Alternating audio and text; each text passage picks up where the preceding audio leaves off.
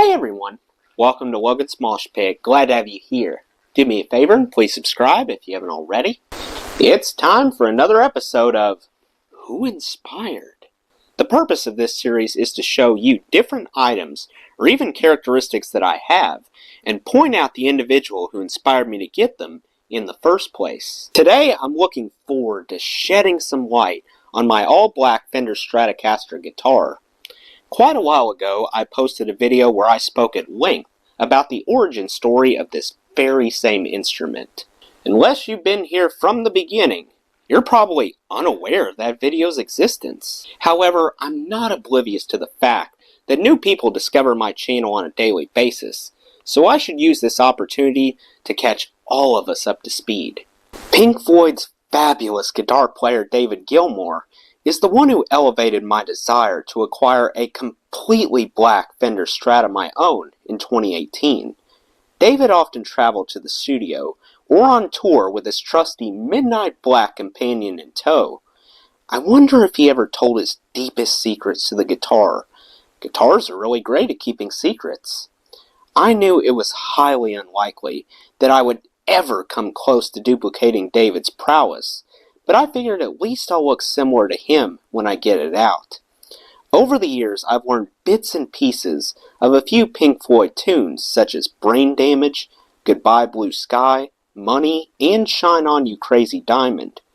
Rest assured that regardless of the riff that I happen to be practicing, David Gilmour immediately crosses my mind each time I hold my guitar.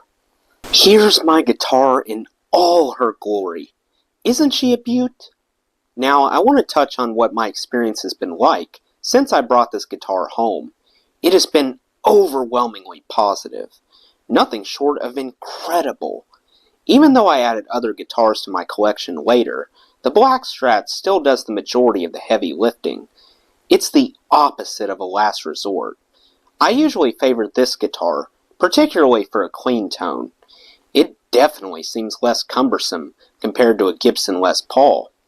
Mistakes aren't as common because I'm very familiar with the layout. I try to take good care of it. It has held up remarkably well. You won't find any nicks, scuffs, or dings whatsoever. Overall, the build quality remains admirable. Clearly, this was built to last. The condition has barely deteriorated. I never let anyone borrow it, apart from my dad. I took off the strap back here because I prefer to play while sitting down. I like how the darker paint scheme hides dust better. I know what to expect when I pluck the strings.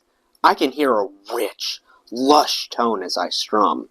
The Strat feels so perceptive to my mood at any given time. It always responds accordingly.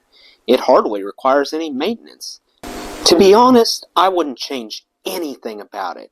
I'm beyond pleased with this guitar. Well, that's it. Is there something special that you want me to talk about during the next episode?